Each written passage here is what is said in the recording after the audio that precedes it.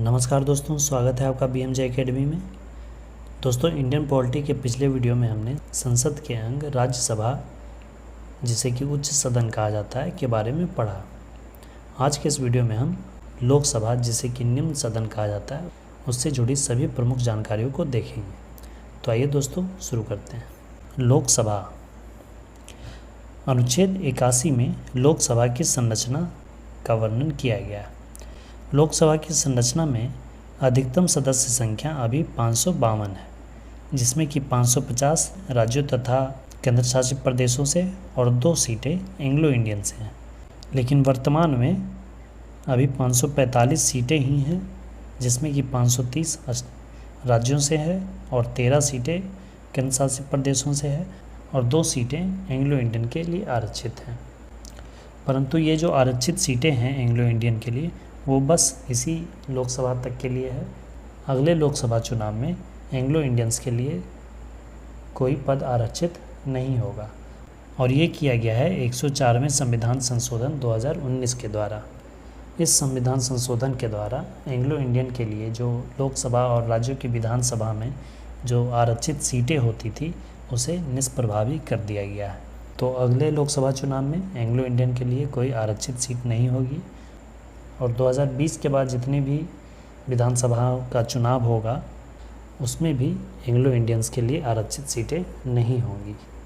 लोकसभा के सदस्यों का निर्वाचन जनता के द्वारा ही प्रत्यक्ष मतदान द्वारा निर्वाचित, जो कि सार्वभौम मताधिकार है। 18+ आयु के जितने भी भारतीय नागरिक हैं, वो इस निर्वाचन में भाग ले सकते हैं और अपना वोट अपने पसंदीदा उम्मीदवार को दे सकते हैं। यह जो निर्वाचन पद्धति होता है, वह first past the post system पर आधारित होता है, यानी कि सबसे ज़्यादा जिसे वोट मिलेगा वो जीतेगा। लोकसभा के सदस्य बनने के लिए योग्यता होनी चाहिए, भारत का नागरिक होना चाहिए, 25 वर्ष आयु पूरी हो जानी चाहिए और किसी लाभ के पद पर ना हो, यानी सरकारी नौकरी के पद पर ना हो।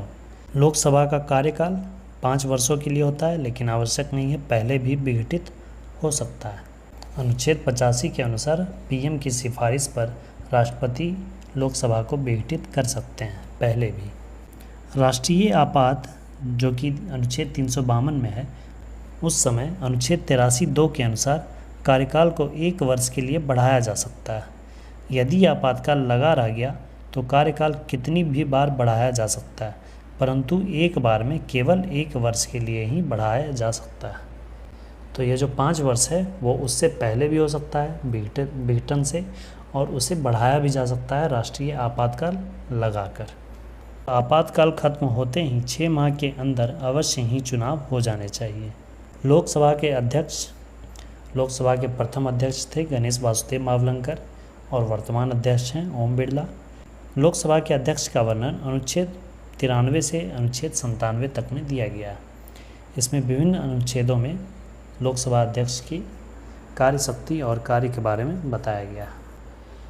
धन विधेयक, कोई विधेयक धन विधेयक है या नहीं, इसका फैसला लोकसभा अध्यक्ष ही करते हैं और यह अनुच्छेद 110 में दिया गया है।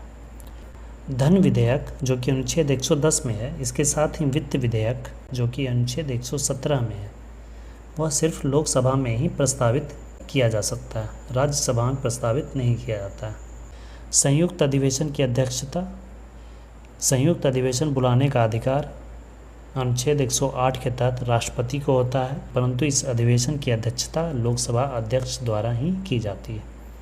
निर्णायक मत, लोकसभा अध्यक्ष को निर्णायक मत देने का अधिकार होता है। लोकसभा अध्यक्ष किसी भी प्रस्ताव पर पक्ष या विपक्ष में वोट नहीं दे सकता, किंतु अगर ऐसी स्थिति हो जाए कि मत दोनों पक्ष और विपक्ष दोनों तरफ से मत बराबर हो जाए, 50-50 हो जाए, तो वैसे में तो उस स्थिति में लोकसभा अध्यक्ष निर्णायक वोट दे सकता है। परंतु आज तक लोकसभा अध्यक्ष को अपना निर्णायक मत देने की नौबत नहीं आई है। लोकसभा अध्यक्ष अपना त्यागपत्र उपाध्यक्ष को देते हैं और उपाध्यक्ष अपना त्यागपत्र अध्यक्ष को देते हैं। लोकसभा अध्यक्ष को स्पीकर कहा जाता है और एक होता है प्रोटेम स्पीकर। ये प्रोटेम स्पीकर कौन होते हैं? प्रोटेम स्पीकर की नियुक्ति राष्ट्रपति द्वारा की जाती है।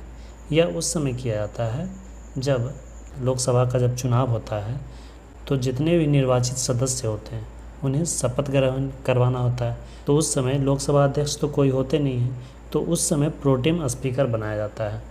जो लोकसभा के जो सबसे वरिष्ठतम सदस्य होते हैं उन्हें ही प्रोटेम स्पीकर बना दिया जाता है, ताकि वो जितने भी नवनिर्वाचित सदस्य हुए हैं उनका शपथ ग्रहण करवाएं।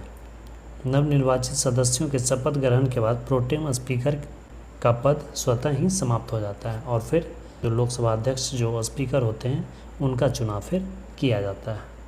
कोई भी धन विधेयक जो कि अनुच्छेद 110 में है वो पहले लोकसभा में पेश किया जाता है। लोकसभा में पारित हो जाने के बाद फिर वह राज्यसभा में जाता है, जहां राज्यसभा के पास 14 दिन का समय होता है। उस 14 दिन के अंदर राज्यसभा उस बिल पर अपना सुझाव या विचार दे सकती है, और अगर राज्यसभा उस बिल को पारित नहीं भी करती है तो भी वह विधेयक 14 दिन में स्वतः पारित हो जाता है। तो धन विधेयक में राज्यसभा को शक्ति बिल्कुल भी नहीं है। धन विधेयक के मामले में पूरी शक्ति लोकसभा के पास है। अविश्वास प्रस्ताव सिर्फ लोकसभा में ही पेश किया जाता है। तो ये थे दोस्तों लोकसभा से जुड़ी महत्वपूर्ण जानकारियाँ, जिसमें लोकसभा अध्यक्ष, लोकसभा उपाध्यक्ष और प्रोटेम स्पीकर के बारे में भी हमने जाना। तो इस वीडियो के साथ हमने संघ की विधायिका, संसद को भी पढ़ लिया। सरकार के 3 अंग होते हैं, कार्यपालिका, विधायिका और न्यायपालिका। संघ की कार्यपालिका हमने देखा, उसके बाद हमने संघ की विधायिका देखा। अब हम संघ की न्यायपालिका को पढ़ेंगे। अब अगले वीडियो में हम संघ की न्यायपालिका अर्थात सर्वोच्च न्यायालय, सुप्रीम कोर्ट के बारे में पढ़ेंगे। धन्यवाद दोस्तों, जय हिंद।